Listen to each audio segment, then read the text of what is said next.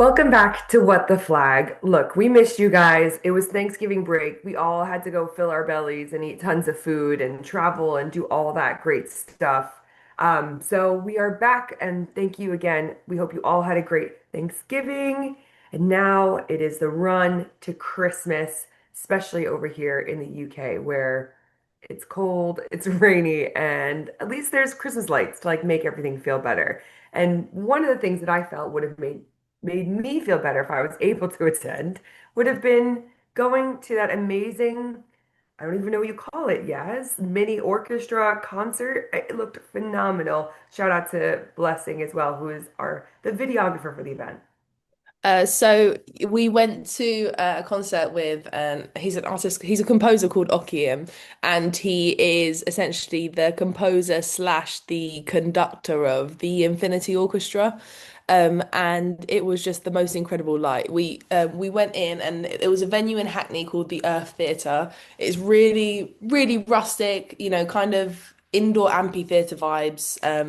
The all the architecture is like wooden, all the seats are wooden, and you go in and there's this sort of huge semicircle stage, and in the middle he had his grand piano surrounded by like candles because a lot of people were like, oh, are you going to a candlelight concert? No, I went to his concert, and then on the side he had the drummer on one side, the sort of like wind instruments on the other side, and then he had I think there was eight of them, two cellists, one double bassist, and then I think it was five violins in total. And they all sort of they were all wearing like the most gorgeous like white evening gowns if they were women, and then the men were wearing like white tie suits. And then Okium came out and he was wearing almost like a, Kenny said, greatest showman vibes, which I completely agree with, like a real tailored, like velvet blazer that had all of the almost like military gold like straps across it. And when I say when he started playing, it was just incredible. Like the way the sound filled the room, the way he got so lost in the music, and the fact that he was playing and conducting them at the same time. So with one hand, he was keeping the melody going. With the other hand, he was letting everyone know when to come in. It was absolutely incredible. And then he had each violinist stepped up and they had their own solo depending on what song it was. And just watching them get so lost in the music. There was one lady who was on the left, and I don't know what her name was, but she had long blonde hair, and every time she played, she got so lost in the music. She was just on her own sort of wavelength just the whole time, and it was just so phenomenal to listen to, and hearing people around you going wow and yeah, and as things got better, everyone sort of leans forward and gets closer to the stage, and it was honestly just such a brilliant night. And we met him afterwards, and firstly, I was saying that the stage makes people look so tall. I couldn't believe that, especially some of the violinists when they came off were so small. I was like, oh my God, I thought you were like 8 foot, um, when they came off. And then he was just so lovely, so humble. He gets everyone to write in a guest book about the performance, what they thought of it.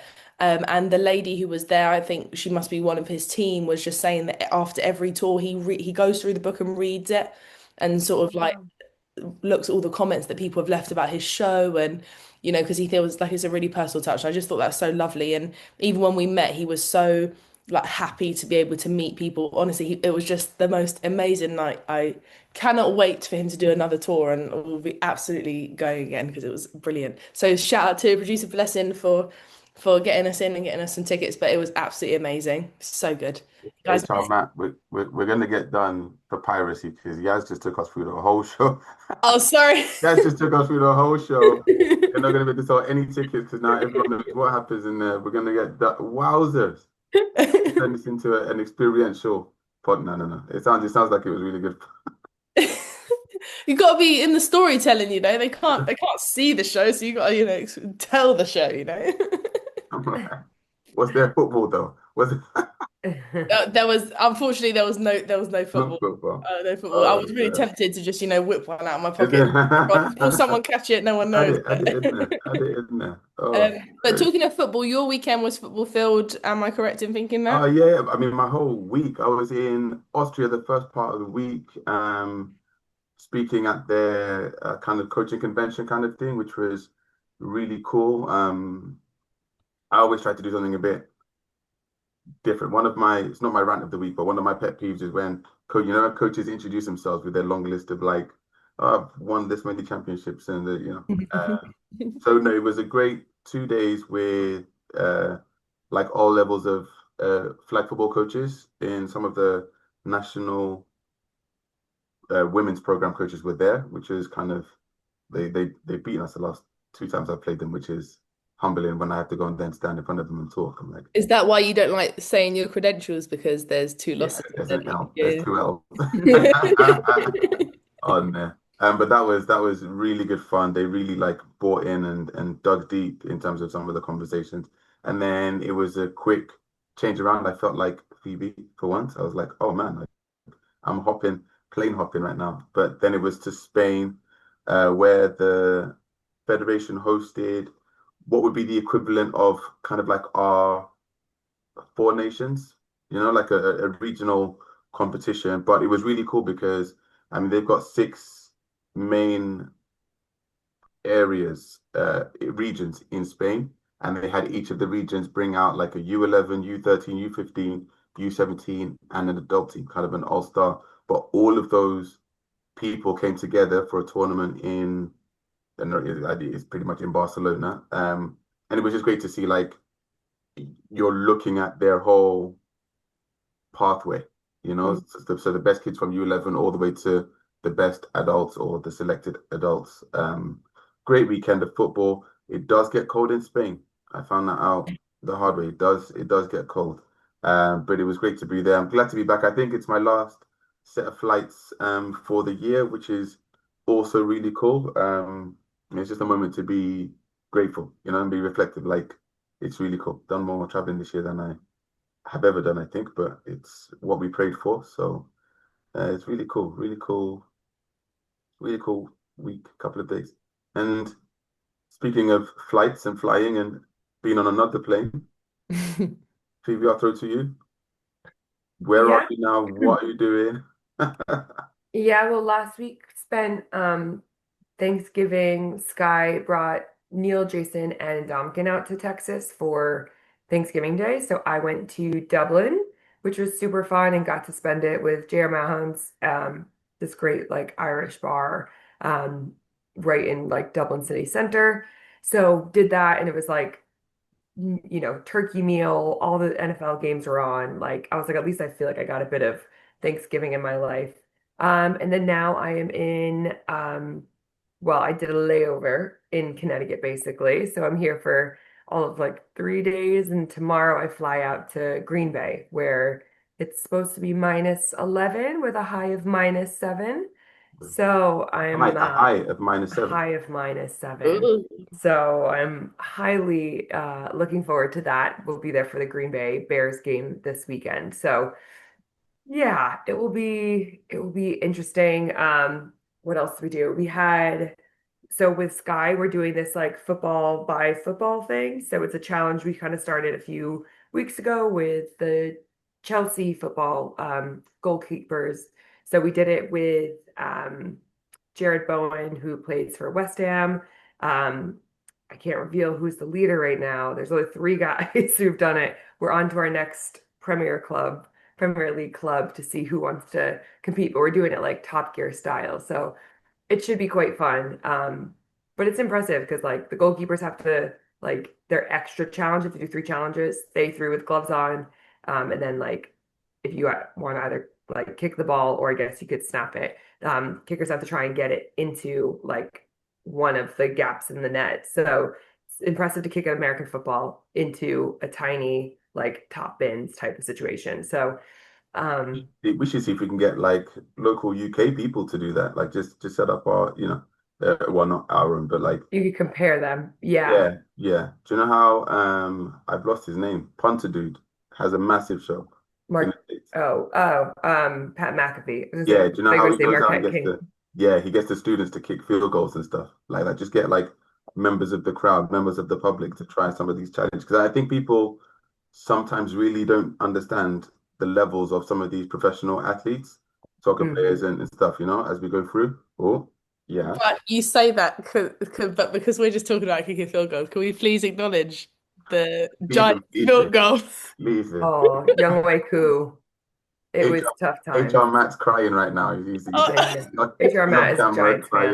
fan. oh, I mean, I can't talk. My team is already out of playoff contention. Imagine, but like, how? Um, Yeah. To be fair to him, I saw he was on an and I saw it. I saw it beforehand. The holder, the ball kind of like tips. mm, The But ball like you comes only out. see it in slow-mo, really. I yeah, no, again as a professional soccer player myself, you notice those things. You notice those little shifts in the ball. So he's added to the credential list, when Phoebes. they, I know, which is why I just ignore it. We just but skim right over it. I did because it didn't look like his foot got caught. It looked like he just pulled out of the kick. But But why would you pull out of the kick? And the other thing is like Younghoe Koo is definitely a guy that came from the Falcons and has pretty much been an indoor kicker. And I'm like, New York, it's cold. You're outside.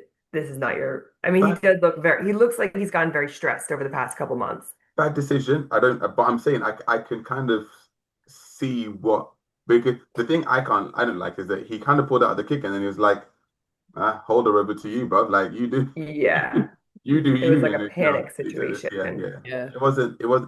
Do they have Phoebe? This is a question for you. Do you have? So when we were playing football tackle, we used to have a fire call. Like Yeah, yeah, Yeah. do they have yeah, that? They should have that. yeah, yeah. You have to But no one released. I was trying to watch it. See, did anyone release downfield? Like because no one probably said anything because Yeah. everyone was like, the ball is he's here. here. Why Why are we you got it? not kicking it? Like, there's nothing that says like fire. Is Like, it is it butt fumble levels of is it is that what? is it butt fumble levels of incompetence? Oh gosh, you bring it back. Is that It's pretty bad because he is also it that just time gets of his year as foot well? stuck in the ground. Yeah. So like you He can looked like he pull kicked the up. turf. Yeah, I don't it know. was all a very odd mechanic, Jeez. and we are sorry, Younghoe Koo. This is an unfortunate situation for you after being let go of the Falcons and having a poor year. So, but who's not having a poor year is man of the match. The yes.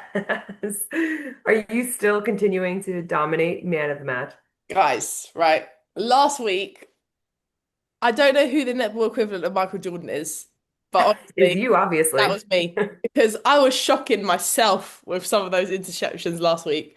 Oh, So r- drum roll, please. We drew. All right, Oh, yes, getting there. We're come getting on. there. Look, we didn't lose, and it was actually a very good game. It was very fast.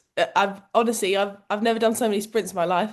I remember after the game being like, "Why am I so tired? Am I just unfit?" But then I realized we'd just been sprinting the whole game. Guys, we're getting there. I got a game later on. You oh my never gosh. know. You so still not a W. No, it's still not done, but we Oh, got do a you But know? D. that's So closer. wait, It's getting Yeah. one step closer, one step one closer. step Because Phoebe closer. said, "Oh, speaking of like who's had a bad day," I was like, "Oh, they've turned it around." I guess This is turning it around. it's a small turn. It's turning. It's It's turning. growth, and It's we're really starting relative. to find our positions, like where we're really like where we're best placed. I mean, I'm still goal defense. Um, there's a girl called Jess that I play with. She's the best goalkeeper. Us two on defense are absolutely killing it. We got a good center. It's just trying to find Yeah. everyone's little puzzle piece, and we're getting there. We're getting there. It's getting Yeah. better. Can I Good. be your critical friend? Yes. When are you not, Kenny? Go on. Was it a nil? Was it a nil-nil draw? No, no, no. It was 13-13 or 14. Okay, so you and Jess need to be better. Okay. You- Jess wasn't playing last week. Fair, fair. Okay, Jess wasn't okay. playing last week. That's fine. That's fine. My girl didn't score though. I know that sounds like a real like big thing. She didn't score. She was actually the one I think I said a couple of podcasts ago, uh, who got told off for marking me too aggressively. Hmm. It was her, and she won't ever shoot if I'm up against her because my lean literally covers the ball. She's shorter than me, so Love it. well, defense. So next week, hopefully, I'll be like, guys, we got a dub. We're Just in hoping time for for you. Christmas. We're hoping for you. And kind of the last thing that went on, we finally kicked off the Bears Girls League. Check out any of the social media that Bears España are putting out. It looks insane. It's going to continue run through till the end of January now. So yeah, shout out to the team out there making it happen. It is not easy, but we love our Bears organization and team, and they're winning in the NFL as well. So we absolutely love that. So, quote of the week this week I thought was really appropriate because it was something that I saw just before Thanksgiving and I thought it was really lovely. It's I don't know who it's by, so if hopefully it's not a philosopher who was alive 3,000 years ago. So if it is your quote, you want to come forward, drop it in the comments. But the quote was, if you have more than you need, build a bigger table and not a higher wall.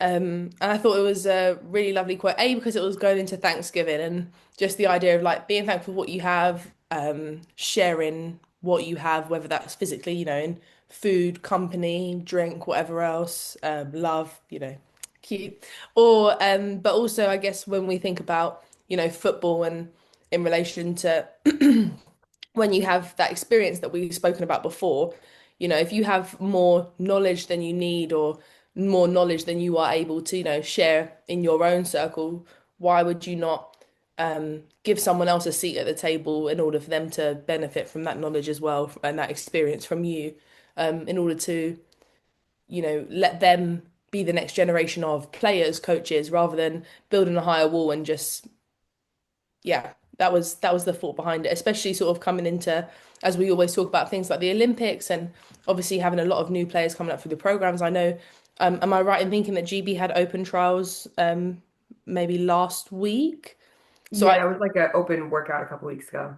Amazing. So even stuff like that, I was thinking, that's amazing. Like in that case, you probably have so many, women turning up with such amazing talent, way more than you need.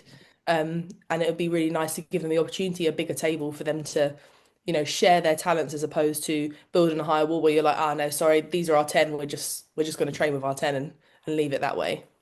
Can I ask you a question? As is my way to come from the other side of things, like, is there a space though where you do have to kind of be a bit protective of what you have or what you're trying to build? Why? I guess why? Because it's otherwise open to maybe people taking advantage. It's maybe open to people that may not understand it or may, ruin it. People come to dinner and ruin it, just genuine question, like, I think there has to be an element of sort of like trust and an element of mutual understanding. I think in both scenarios, whether that's if we talk about in a sports sense or whether that's a case of like, like a Thanksgiving sense or having people around, you have to consider that there is always the possibility of derailment or the possibility of something not going right. That was my front door. The possibility of like something not going right. I think you just have to trust that the people that you are inviting show that respect and that appreciation for what you're doing and mm, will therefore allow you to do so without being a hindrance to it. yeah. I No, hope. I think that's right. I think there's a space where, as well, I remember having a conversation about building the table or the culture strong enough to withstand kind of like that kind of outside. But I think it's a great quote. I think it's really interesting to think of it like, you don't build up walls to keep everything you have to yourself. You build a bigger table to share. And it's a lovely, lovely quote. Lovely quote. Thanks, Kenny. It's the rant of the week. Appreciate it. I have to post I have to call it a bit of a retraction. Thanks to all those that sent me pictures and some people sent like catalog entries, whatever, of kettles. Yaz is drinking her tea right now. Kettles that do boil or heat up water to different temperatures. Thank you very much for that. It's good to have that. Now I know all I have to do is find one. Christmas is coming, so anyone wants to send that, get involved, let us know. We greatly appreciate the receiving of gifts. But my rant this week, I said earlier about had the opportunity, had the blessing to plane hop a bit recently. And the thing I cannot stand, you see when you go through security in the airport and then they make you walk that maze through all the duty-free stuff. I don't want to walk. I don't want to see chocolates and alcohol, and I make the perfume sections maybe okay. I get whatever, right? But it's the fact that they make it, it's literally a winding path. So the distance from A to B is probably like, I don't know, 20 meters, but you end up walking 100 through that. And some of those places are so dense with smells and aromas. And and especially as I may or may not be running for a plane at a certain time, like I don't really want to have to walk through everything. Why is that? Why is that okay? Or why is there not like a lane where you just be like, hey, for those of you that don't want Fast to do the lane. friggin' scenic route, Yeah. is that Like IKEA has the cut through doors. I was gonna say, IKEA say because I know someone went to IKEA and thought, oh, this would be a great way to make people buy stuff. I get it, but just give us a lane where we can just Are bypass it all. you late for your Don't. plane lane?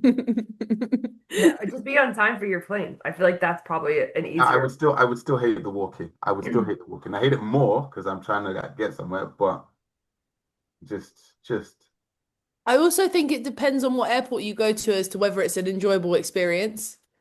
So like Heathrow, I want to say it's Terminal 3.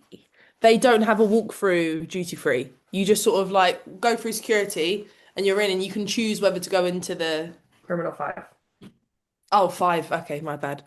Um, but this is you can choose whether you you know go into the shops.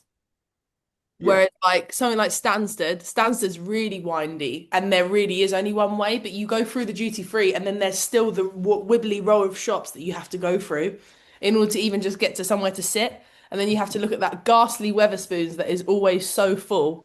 It's awful. And then you have to like the walk to all of the places is just diabolical. But Hey, it depends on what your airport experience is. City airport, Yeah, I love. am here for City Airport. Efficient. shout out Weatherspoons. We got no beef with you. You just do what you do. Appreciate it. Thank you. Ghastly Weatherspoons, she said. Yeah, it's that particular one because it's always full. It kind of looks like the equivalent, the burrows in Harry Potter. That's what that Weatherspoons reminds me of. But imagine like people were hanging off of it like because they were trying to get in. That's the kind of image that Weatherspoons gives me. It's really small but looks like it should be bigger, and it's just always packed because people just want a cheap breakfast. Like just go to Pret. Yeah, cheap breakfast and beer. I think that's the worst bit. I'm like, why are you drinking beer so early in the morning? It's I don't get 5 it. a.m. Like, calm down. Yeah, yeah. And that is our rant of the week.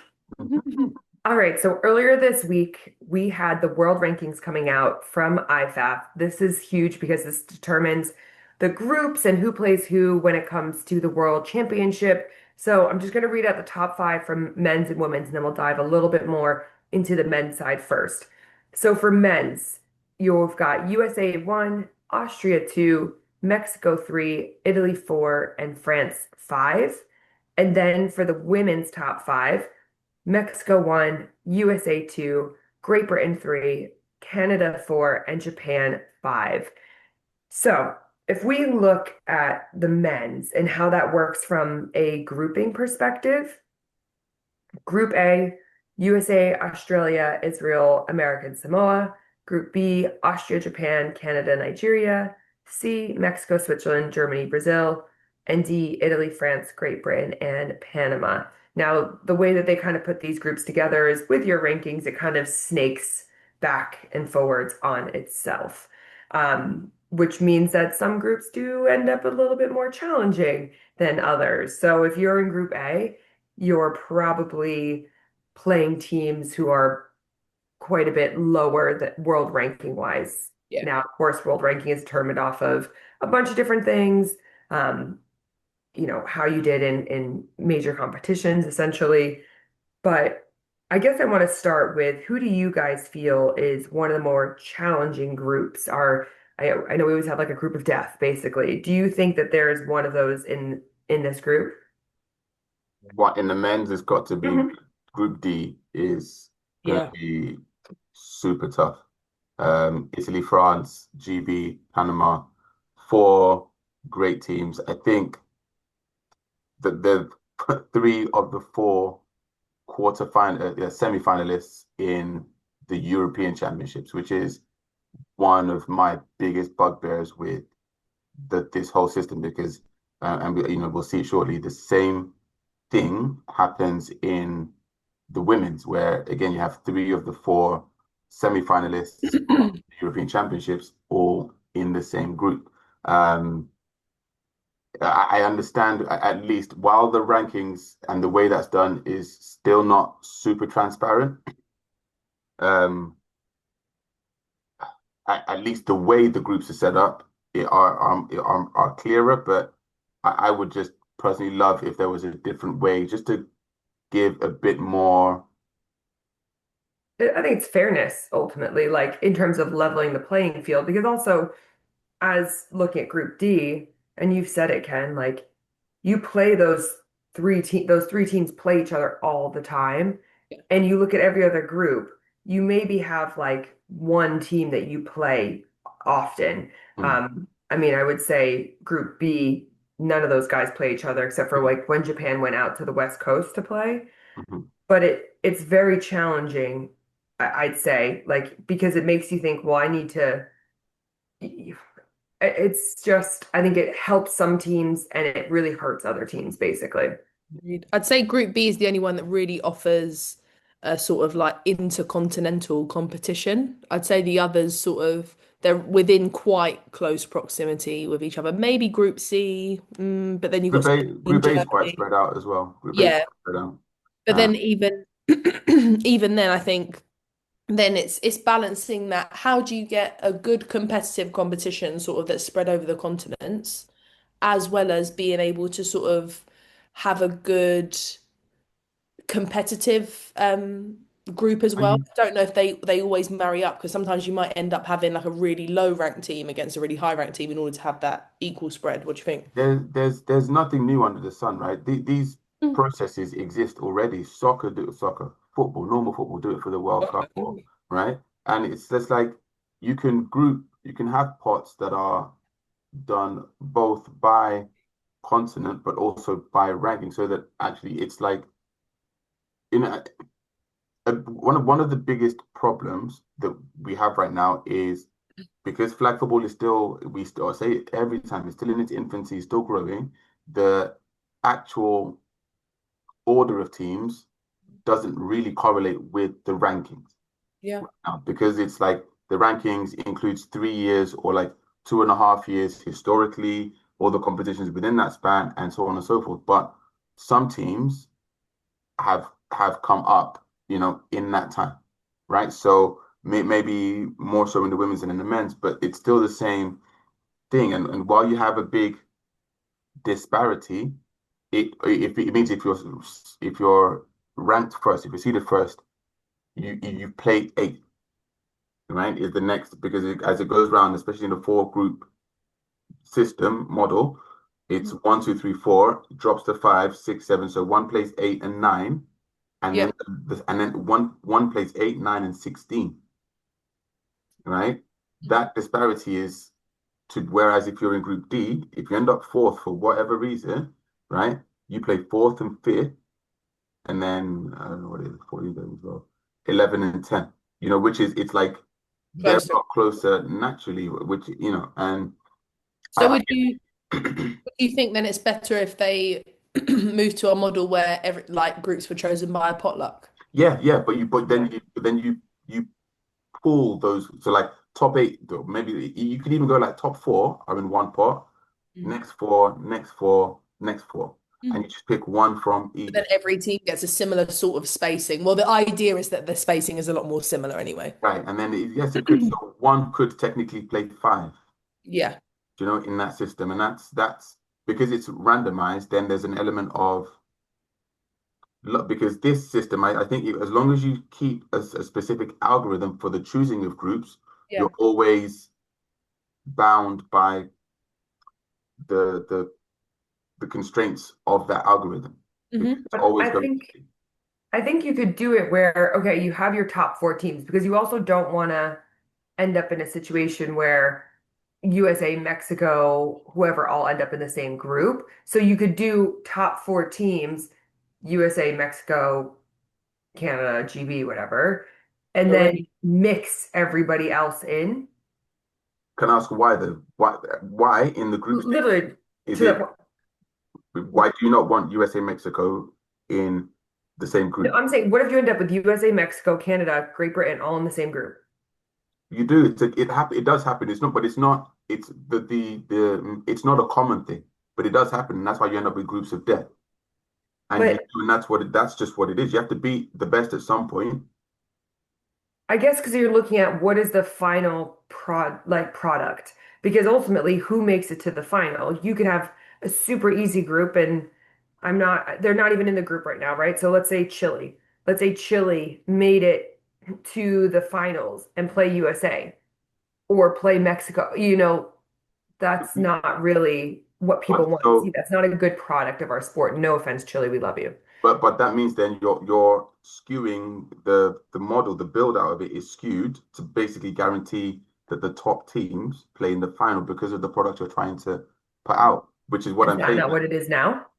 That's exactly what I'm saying. So that's why if you're saying we don't want USA Mexico in the same group, you're making a decision to say because we want to try and make sure that those top teams are the ones in the finals. But that's what I'm saying is not fair. Like you don't give a chance to everyone else, and you're always bound by the constraints of I call it an algorithm of the system. That's what needs to change. So if you do end up with USA Mexico, it will be one competition, right? USA Mexico have to play each other sooner or later, and yes, it might mean a quote unquote easier final, but it's been randomized. Mm. And that's where I do understand the juxtaposition between we don't really want a final that's like 70-6 or whatever that score was. It was from Panama, 314 to 13 or whatever. I know that was over a bunch of games. But I also don't think at this with the rate of growth of flag, I also don't believe those huge scoring finals would be the case. I think are enough good teams now to adequately challenge and provide competitive matches. And to be clear, like obviously USA and Mexico played each other in the America's Continentals, right? Not in the finals. So I'm Mhm. not saying that's the issue because you have to have people in the same group, especially with Canada making a big rise. I'm just saying, and as the teams get better, like this will be less of a conversation, right? I mean, Spain is rising to the top. Japan, like China is rising. Like all these teams are definitely getting better. But I'm feeling like if you're saying the Olympics is what top three of this competition, right? For worlds, for example, then you want to have the best teams at the Olympics. It would not be good look if you had, for the first year of the sport, teams being beaten 70-0. So let's call a spade and say you're saying what I'm saying, that this is skewed to make sure the better Yeah. teams get through.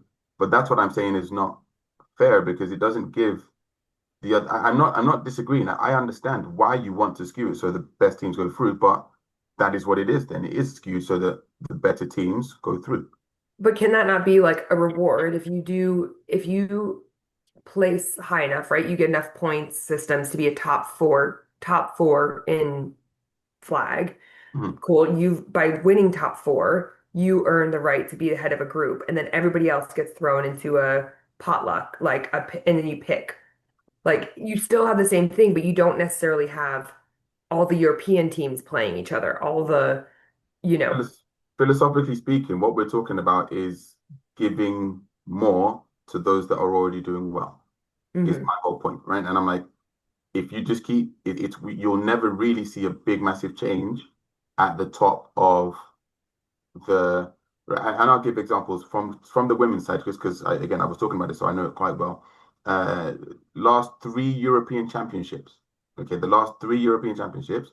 It's been Austria, GB, Spain, with the exception of the one that where Saskia wasn't playing for Austria.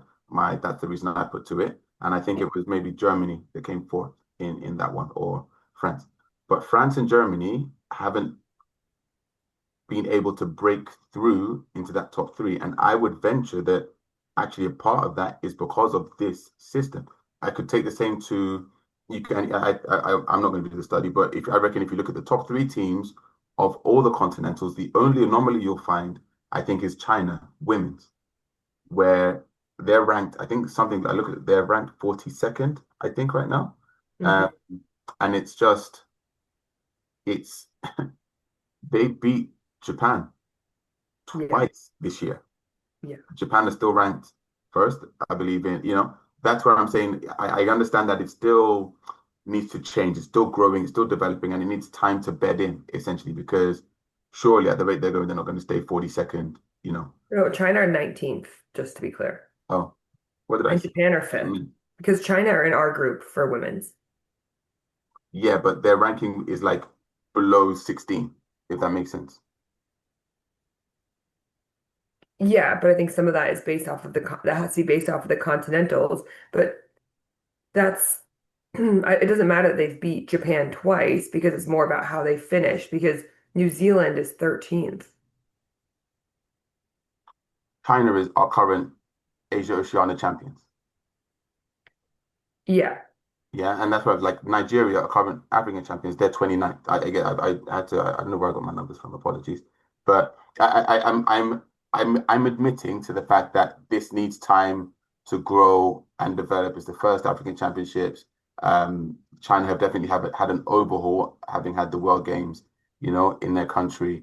But I think if it carries on like this, it is always skewed, as we have said, to kind of the top teams at that time so that you're forever a beneficiary of the legacy of what's come before you, good and bad, right? If you're in that fifth, sixth, seventh, and I'm not just saying that because that's where Spanish women are, but if you're in that space, it's hard to get Yeah. up into the top four because of the skewing of the groups. And again, we're still in a space where the gaps between the levels of play, so top five, top six, it is closing, but the gap between, I would say, the top seven to then the 8 to 15 or 8 to 13, those gaps are still quite big, right? And we know already, take the women's side, I know we've only spoken about the men's, some teams aren't really going to have a challenge till the quarterfinals, semifinals. Well, so let's talk about that from the women's side. So Group A, Mexico, Italy, Germany, Slovenia. B, USA, Spain, Australia, Nigeria. C, Great Britain, Austria, France, China. And D, Canada, Japan, Panama, and Brazil. I mean, you look at that, and it's definitely Group C, which is the group of death. Mm-hmm. Just because Austria and France were semifinalists. And then China, I mean, China are good. Like we've played them, we've practiced against them. They're really good. And they just won for their first year ever playing So I'm sorry, that's two continental champions and Mhm. a second and a fourth place team in the Euros. That's Yeah. like that's tough. Like, Yeah. And Yeah. to be very clear, like there's never any easy games when it comes to competition, but there's a definite like you have to go in with that mentality, right? Because oh anybody yeah, could yeah. beat you on any given day. Mhm. Like, but you look at this game, this group, and then I look at, I'd say your group, for example, Group B, USA and Spain, top teams. Like, that's a great game. I can't wait to watch that. You guys were the only team that were actually beating USA pretty much at halftime or competitive with them at the last Worlds. I like Australia. I like Nigeria. Mhm. Like, super cool. You get to play against Nigeria. Like, You know, that's awesome. so excited. So excited. But is that the hardest game? I mean, it'll be interesting. I mean, I think Canada as well. Like Panama will give them a challenge. They've played them before. Japan can be challenging. I don't know how much I believe in Brazil yet, but I'm excited to see them. Yeah, Brazil came in as the fifth rank. They got the final space in the Americas. It would The be interesting. Oh, sorry, go on. Yes, go on. No, I was just gonna say the women's grouping feels like it's kind of apart from the group of death, it feels like it's kind of like a three and then an anomaly in some of the groups. Like Hmm. it feels like Group B is very much like USA, Spain, Australia, and then like Nigeria very much feels like an anomaly. What are you trying to say? Wow. But They have to prove themselves, isn't it? yeah, Mhm. just like I But mean, and yeah. it's great for them to like obviously be able to play against teams they wouldn't have had exposure to, and like for their growth and development. And it feels a lot more, I think it feels a lot more even than the men's group in terms of like the spread of countries and location, apart from maybe the group of death. Yeah. In terms of locations, yes, I do Yeah, get in terms of there's more of it. locations. Yeah. Yeah. So like Um, you're competing with more people from across the globe as opposed to like people who are still in your area. no, I think to that anomaly piece, kind of, it's really cool because technically speaking, from a world standpoint, Nigeria certainly are an unknown quantity. China are coming in different, like they weren't at the World Championships um l- last year, 2 years ago, last Yeah. year, last year. Hmm. Um, Australia are all changed, so a very different looking team, a lot of investment going in there. Um, I keep hearing rumors about investments coming in from here, there, and everywhere. We're not rumor mill as we've discussed. He couldn't not bring the rumors in. No, no, I'm literally saying we're not a rumor mill. I didn't say what the rumors were. I'm just saying we're not that. But it's really interesting to see how teams are making those big jumps. And we've spoken before, I think, about how it's potential. There's potential there for these spaces to be bought, if you can invest enough money in and put it in. So I don't know. I think depending on what we understand of, and you brought this up, Phoebe, so I can, the selection, who gets how the teams for the Olympics are selected, it will be interesting to see how groups change, or how programs change, or how much goes in where it's now. I think it's very different from what people were expecting, if that is the case. No rumors though. No rumors, no rumors. No, exactly. And we are going to put out a poll. So tell us which group in the men's and women's you think is the hardest, and which group in the men's and women's you think is potentially gotten easier. We would love to know what you all think. And for now, make sure to like, subscribe, ring the bell, and we will see you next week for more What the Flag.